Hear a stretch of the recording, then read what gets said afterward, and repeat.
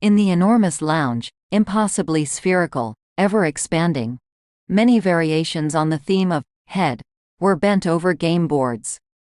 The lack of flat surfaces did not present a problem. The beings devised a ground level that suited their needs and stood on it.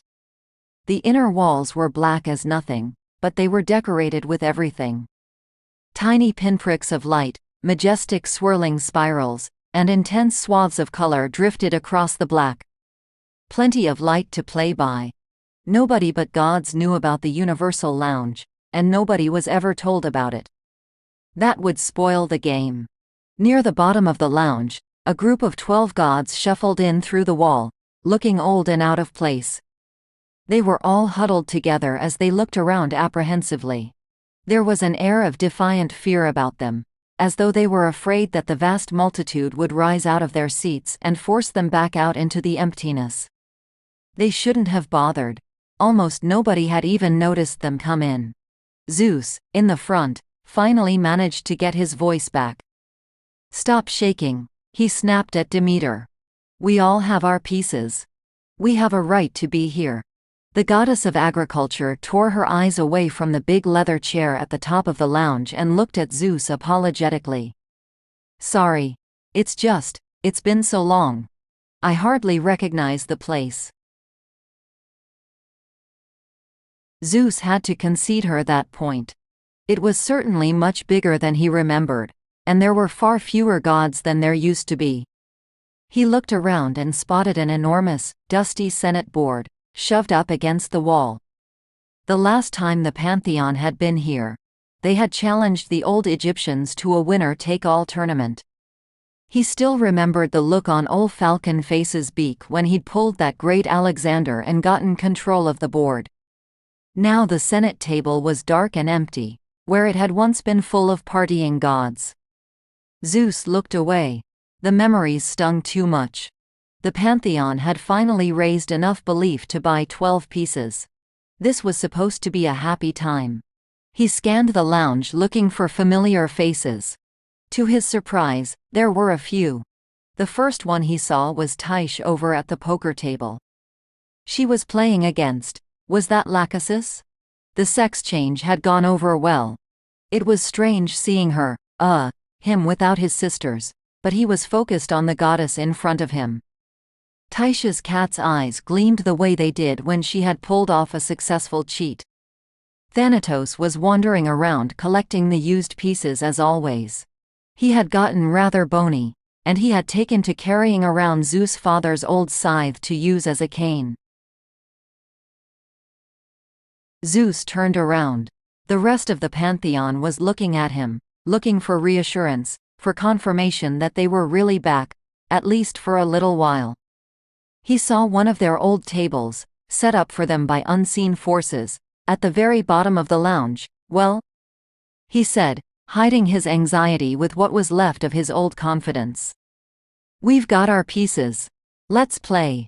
He gestured to the table and board, lit with red light by a nebula passing below it. There was a token protest from Ares, obligated to be the difficult one. "Oh, Dad, not that one," he whined. "Hephaestus always sends my piece directly to sacrifice and Hermes keeps a secret stash of, be quiet." Hera said, "You should be grateful that we're even here to play." Ares settled down, still mumbling. Zeus occasionally wondered how his son could be so childish even after millennia. He sat down with the others, who were beginning to observe the sacred rituals of any family game night. "There are certain rules, even for gods. Could I please not be the cobbler for once? I've never had the chance to be the charioteer. Would anyone like to form an alliance in exchange for an even split of the belief?" No alliances after what happened to the Troy edition board. "It's just that Artemis is always the, hey, there's no cobbler or charioteer." Zeus took a closer look at the board. It had changed to reflect the lives of the pieces that currently believed in the Pantheon. "What? Our pieces are children? Everybody has to start somewhere. I can see potential in this. Look, the square says, go directly to detention." "What is that?" Forced imprisonment. Oh. That's fine, then. I guess we should hold off on the sacrifices until we have more pieces, right? A few of the closer gods had begun to take notice of the noisy little table. Zeus waved the pantheon into silence. Never mind. It's a game. It will do. He looked across the table at his brother. Poseidon's face was implacable as ever. He was always tough to read. Athena at the end looked as though she had already calculated the groaning Ares' next 50 moves and suitable countermeasures for each one. Zeus felt his sap rising. A bit of his old strength flowed through him again. The strength of belief. They were playing again. That was what mattered. They were gods.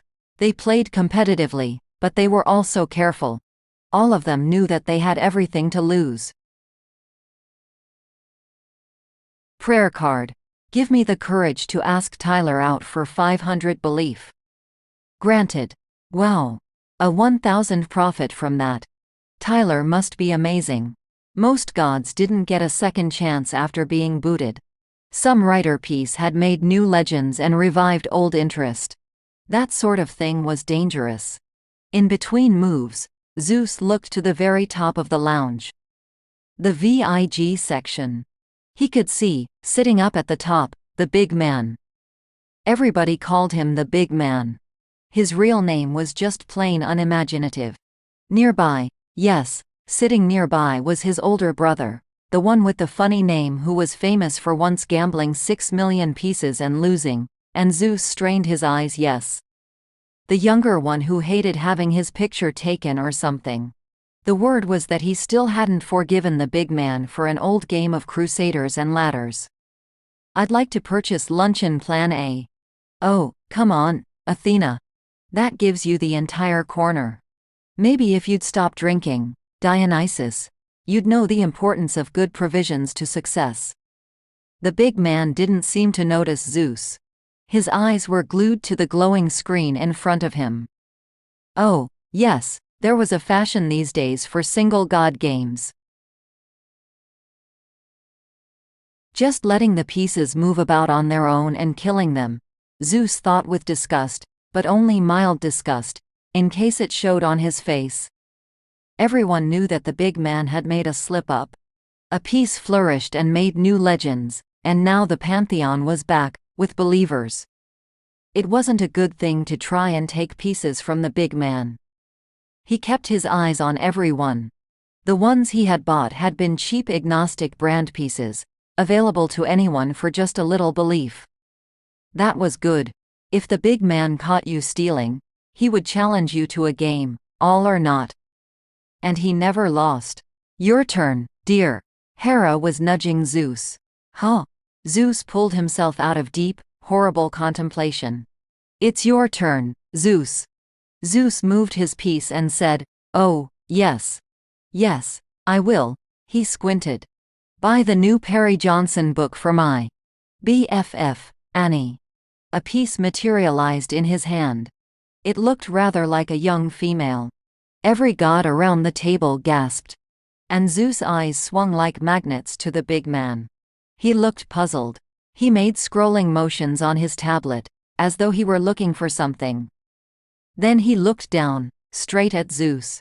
As Zeus prepared to bolt before his ichor froze in the face of the stare, the big man's mouth twisted itself into a pleasant grin. He gave Zeus a friendly wave. Zeus gave a sickly smile and waved back. There was evil in that grin. The big man turned back to his tablet, and the pantheon breathed out again. "A piece. You got a piece," Ares whispered. Hera reached out to brush her fingertips against it, as if to convince herself that it was real.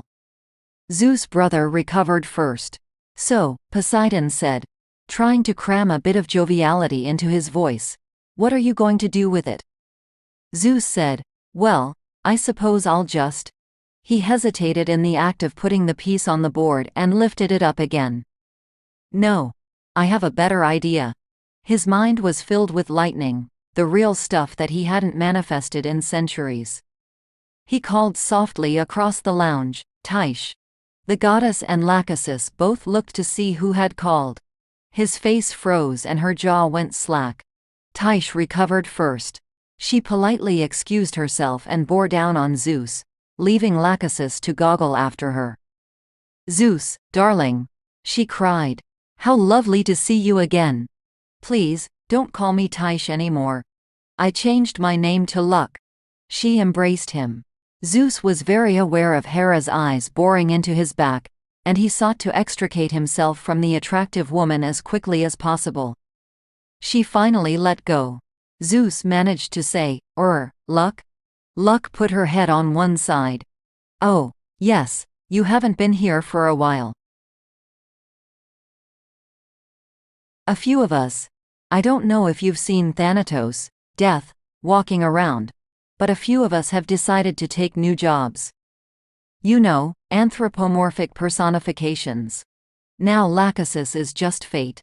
"Oh, Zeus didn't know, actually. So, that means, yep, out of the running for the VIG spot." She sighed. "Shame. A lot more people believe in me than old Beardo up there." Luck giggled as Zeus waited for the axe to drop. "Anyway," she said, "you wanted me for something?" "Oh, yes," said Zeus. He pulled out the piece. "I just got this. Congratulations, sweetie." "Yes, and I was wondering if you'd mind just taking it to Iris." The rest of the Pantheon gasped at that. So did Luck, her feline eyes wide. "Zeus," she said, any humor gone from her voice, "you aren't actually saying." "Yes," said Zeus. "I'm bringing everyone back." A sort of wild nervous excitement took over Luck's features.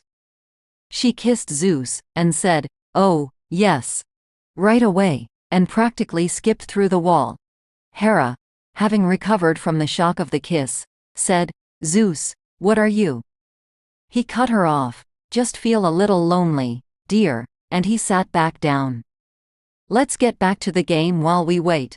The rest of the gods sat down. He looked up and thought to himself, "Game on, big man. Game on." This content is Creative Commons.